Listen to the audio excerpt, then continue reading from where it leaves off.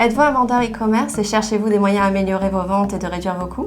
Alors écoutez bien, car nous allons discuter de nos 5 meilleurs conseils pour gagner plus et dépenser moins dès maintenant.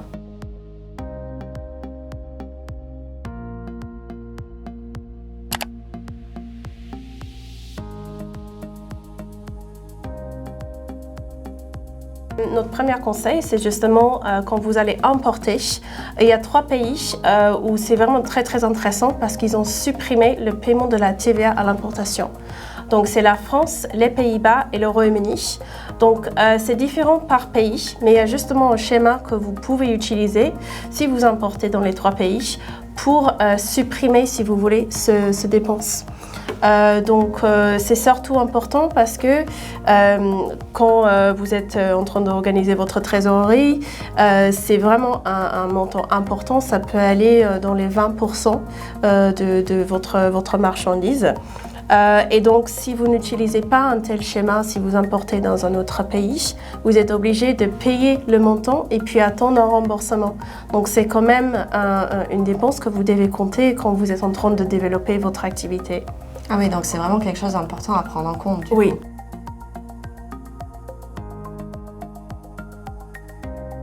Notre deuxième conseil pour aujourd'hui, ça serait de localiser votre listing et lorsque vous allez traduire en fait pour vos éléments. Par exemple, il faut vraiment tenir compte de la culture locale, ne pas utiliser seulement Google Translate qui ne va pas prendre cet élément en compte.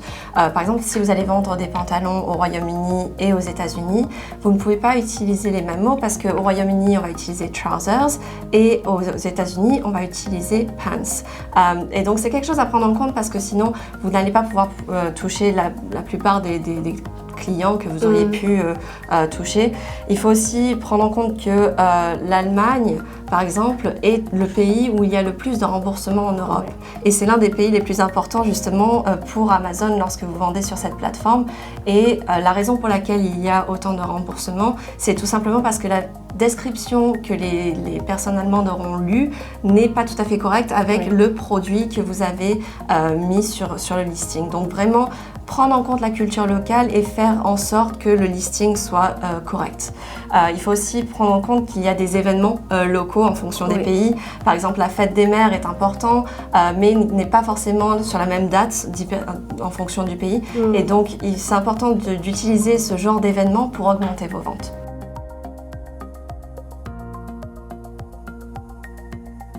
Donc le prochain point, c'est justement d'avoir un service de logistique externe. Donc nous travaillons avec énormément de vendeurs Amazon qui utilisent les entrepôts Amazon.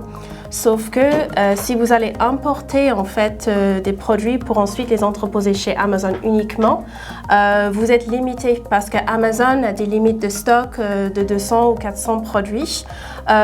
Sauf que si vous avez, si votre produit fonctionne bien, vous seriez obligé d'importer à chaque fois uniquement sous ces limites.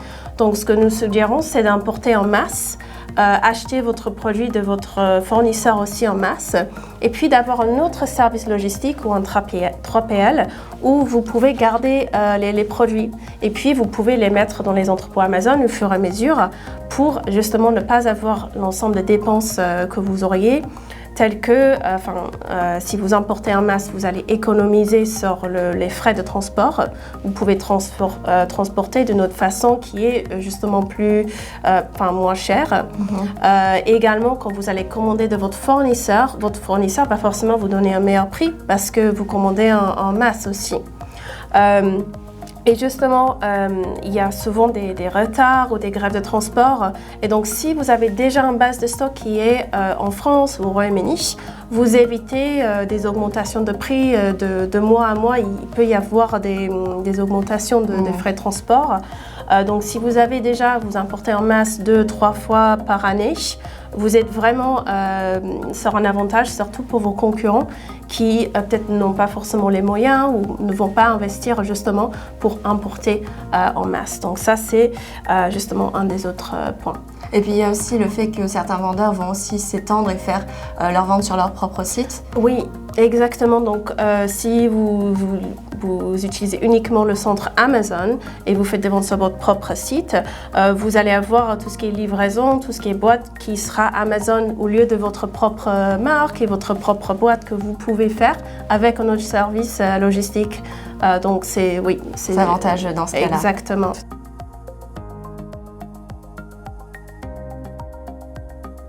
Le quatrième point qu'on a pour vous, c'est de vraiment se concentrer sur le marketing. Donc le marketing, on sait que c'est quelque chose que les vendeurs vraiment passent du temps pour s'assurer que les ventes soient le plus efficaces possible et que votre listing soit vu par le plus de monde possible. Et dans ce cas-là, si vous avez déjà un produit qui fonctionne bien, pourquoi pas utiliser ce listing, le cloner pour justement toucher d'autres niches. Lorsque je vous dis ça, je parle par exemple de si on a un produit, par exemple un collier pour chien et que c'est marqué que c'est un collier pour gros chiens, peut-être utiliser, cloner le listing et dire que c'est pour une certaine race de chiens.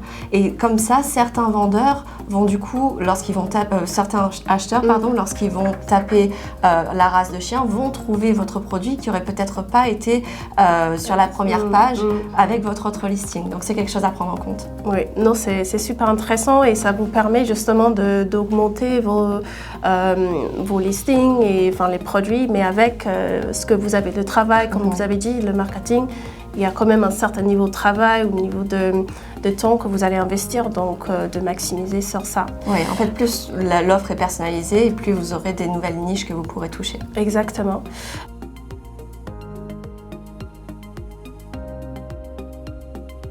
Donc le dernier point que nous allons aborder aujourd'hui, justement le dernier conseil, c'est de se tenir à jour avec les promotions. Donc vous avez forcément beaucoup de différents programmes sur Amazon qui vous permettent de faire différents types, de toucher différents marchés et sur d'autres plateformes aussi bien sûr.